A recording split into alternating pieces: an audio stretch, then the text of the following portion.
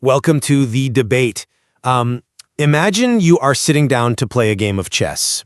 You're looking at the board, and your entire goal is to build, well, a beautiful, harmonious relationship with the pieces. Okay. You want the board to look perfectly balanced, symmetrical, fair. Meanwhile, the person sitting across from you doesn't care about aesthetics at all. They are simply calculating the most ruthless, efficient path to checkmate your king. Who is going to win that game? The one playing the actual game, obviously. The person playing for the checkmate. Exactly. And yet, when we look at how most people approach wealth accumulation, they are playing like that first person. They want the rules of money to be fair, emotional, and reflective of their good intentions. Yeah, they want it to be a reflection of their morality, basically. Niccolò Machiavelli's 500-year-old framework for political power and applies it directly to the mechanics of modern capital. It is a really provocative premise, mainly because the text argues that power and money are essentially two sides of the exact same coin. Absolutely. It lays out these rules of money based on Machiavellian strategy. So treating the market as a game where the successful understand the underlying physics of capital, just as, a hunter understands his prey. Which brings us to the central question we are debating today. Does this Machiavellian framework, prioritizing cold logic, strategic appearances, and calculated alliances, accurately define the true language of money and modern wealth accumulation? It's a big question. I will be arguing that yes, this framework is a highly accurate, necessary, and structurally sound model for understanding and generating wealth. And my position is that, while the mechanical realities of wealth outlined in the text, like the absolute need for patience and information gathering, are valid, framing financial success entirely through a cynical, calculating, and appearance-driven pursuit of power is reductive. It's alienating, and ultimately, I think it's self-limiting. So let's lay out the foundation of why this Machiavellian lens is so necessary. What this material does brilliantly is it strips away the psychological illusions we hold about capital. Okay, how so? Well, it asserts very clearly that those who do not know the rules of this game play with them, and eventually the game plays them. I look specifically at Rule 1, which states money does not understand emotions, and Rule 3, speed is the mother of poverty. Right, the internal discipline aspects of the text. Yes, but it's more than just discipline. It's recognizing the absolute neutrality of the asset. The text reminds us that money is not faithful, It doesn't care if you're a good person, and it certainly doesn't wait for you. True, the market is indifferent. Exactly. Think about the mechanics of spending. If you make an emotional decision, say you buy a luxury car in a moment of ego just to show off, or you make a panicked investment because you're angry at your boss and want to quit, money leaves silently. Yeah. True wealth requires treating capital with absolute logic, which means closing the heart and keeping the mind busy. So you're referring to the Warren Buffett example in the text here. Yeah. Because it isn't just a trope. It's a mathematical reality of how wealth actually accumulates. The text points out that true wealth is a long game of planting a seed and waiting 5 years. Right, the compounding effect. Exactly. 99% of Buffett's wealth came after his 60th birthday. That is the sheer compounding math of patience. And it stands in stark contrast to the poor man in the text, who is driven by the emotion of impatience to gamble for immediate fast wealth results. Look, I certainly acknowledge that patience and emotional control are critical. You can't let dopamine drive your investment portfolio. No, you definitely can't. But my fundamental objection is framing these virtues as tools of ruthless power dynamics. When I look at this text, I see a really hollow foundation. A hollow foundation? Yes, especially when I focus heavily on Rule 2, which says appearance is not less important than existence, and Rule 6, which basically turns generosity into a purely calculated weapon. Well, a tool, not necessarily a weapon. I don't know. The text argues that to be wealthy, you must project an illusion of value, and that when you give to others, it must always be to achieve a strategic goal. Treating financial interactions as a game of calculated illusions fundamentally misunderstands the cooperative, deeply human nature of sustainable economic growth. Let's drill into that internal logic first, because This is where the material is most uncompromising. Under Rule 1, it directly quotes Machiavelli. It says, "Whoever expects love from his enemy always loses." Which is a very intense way to look at personal finance. It is. Now, applying the word enemy to money sounds incredibly harsh to our modern ears, but let's look at why that mechanism works. When people attach their self-worth or their need for emotional comfort to their spending, they get crushed by the market. Because they aren't being rational. Right. The material argues that treating money almost as an adversary that you must logically outmaneuver is the only way it stays. By closing your heart to it, you protect yourself from the emotional pitfalls that keep people broke. See, I come at it from a different way. While I agree that spending based on ego is destructive, completely divorcing emotion from money ignores the human element that drives all economic value in the first place. How does it ignore it? Let's look at the analogy the text uses. Treating money as prey that a hunter must understand, or as an enemy you cannot expect love from. Do you see how that creates an inherently mercenary mindset? A mercenary mindset or just an objective one? Mercenary, because it isolates you. Yes, Rule 3 tells us to plant seeds and wait for the harvest, but are we planting those seeds merely to hoard power over our enemies? I don't think that's what the text implies. But if you view capital purely as unfeeling prey, you strip away the purpose of the wealth. Money isn't an enemy to be conquered. It's a medium of human exchange. It represents human time, human effort, human ingenuity. Sure, but The flaw in viewing money as entirely devoid of human value is that it puts the wealth builder into a state of perpetual paranoia. You're just always at war. wait, hold on a second. That assumes the text is advocating for cruelty or paranoia, which it explicitly is not. It is advocating for detached observation.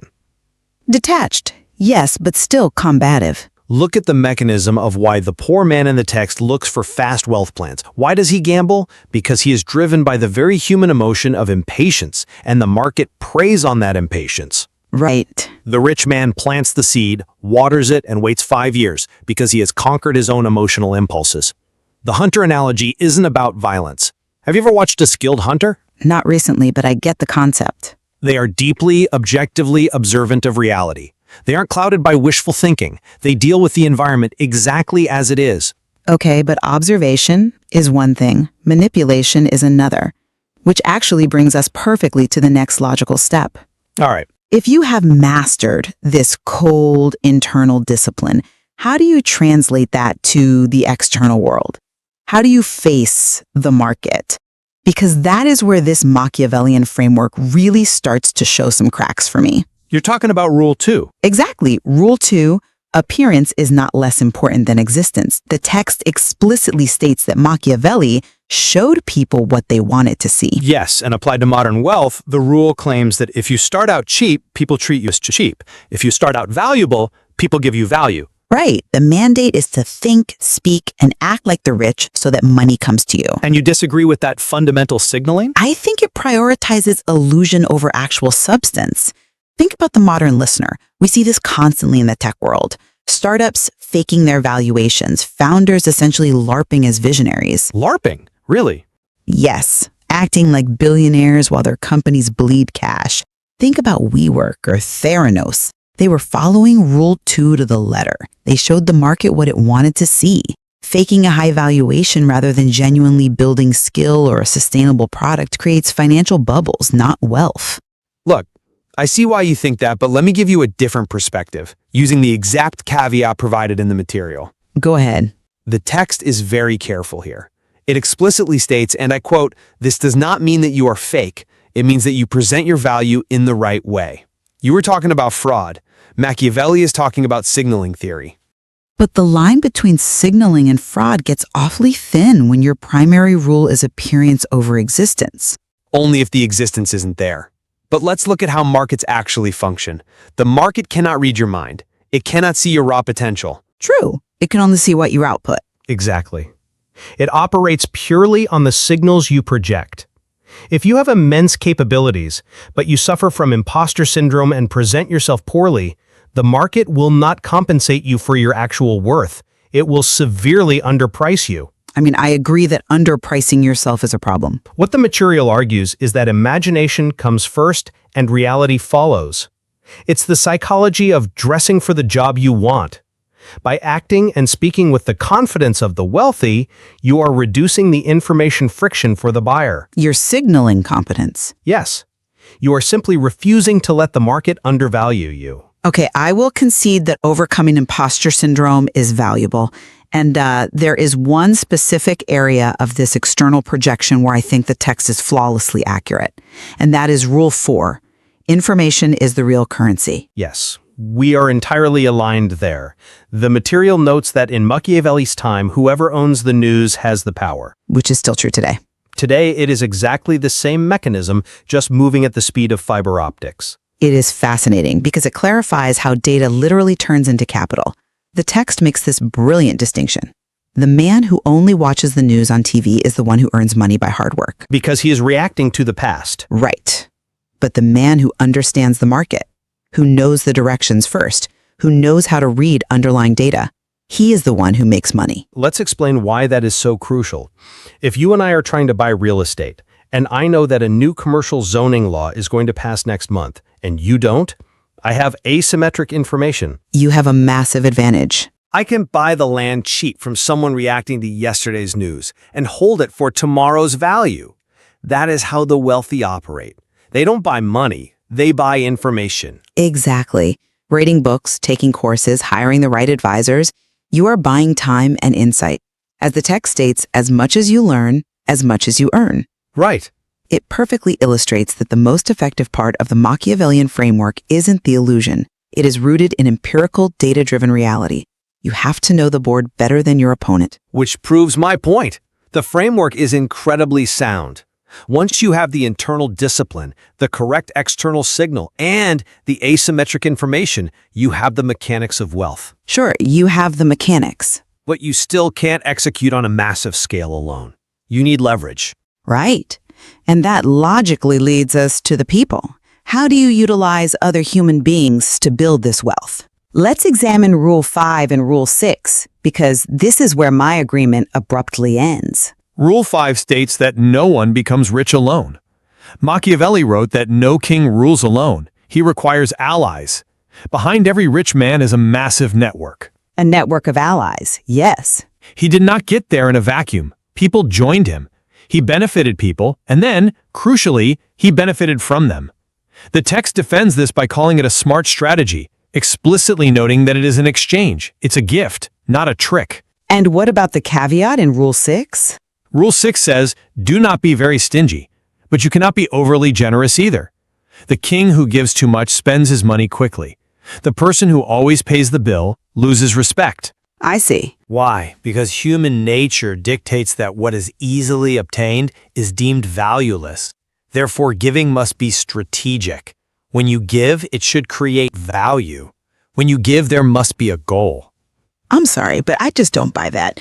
Let me tell you why. Think about the listener right now. How many times have you picked up the tab at a networking dinner or done a favor for a colleague just out of genuine goodwill, just to be a decent human being? Probably quite a few times. Right, and the text is basically telling you that was a strategic failure unless you had a calculated goal to extract value from them later. Well, in the context of building wealth, yes, it is a failure of resource management. But that fundamentally limits genuine collaboration. If generosity is purely strategic, it turns human relationships into highly transactional equations. The text says he benefited people, then benefited from them. Which is just reality. Wrapping that in the Machiavellian concept of a king needing allies treats human networks as stepping stones. It's utilitarian to the point of manipulation. You don't think the business world is inherently transactional? Transactional, yes, but not exclusively utilitarian. Let me explain the mechanism of trust. If your business partners sense that your generosity is merely a calculated move, if they realize your giving always has a hidden goal for an ROI, what happens? I mean, they might be cautious. Trust evaporates instantly. You become a liability to them. And trust, even more than asymmetric information, is the true bedrock of long-term economic networks. I hear you, but Let me just finish this thought because it's vital. By treating generosity strictly as a strategic lever for power, you might win a few short-term alliances, You might get that one zoning deal. Okay. That you destroy the organic, unconditional cooperation that actually builds massive generational enterprises.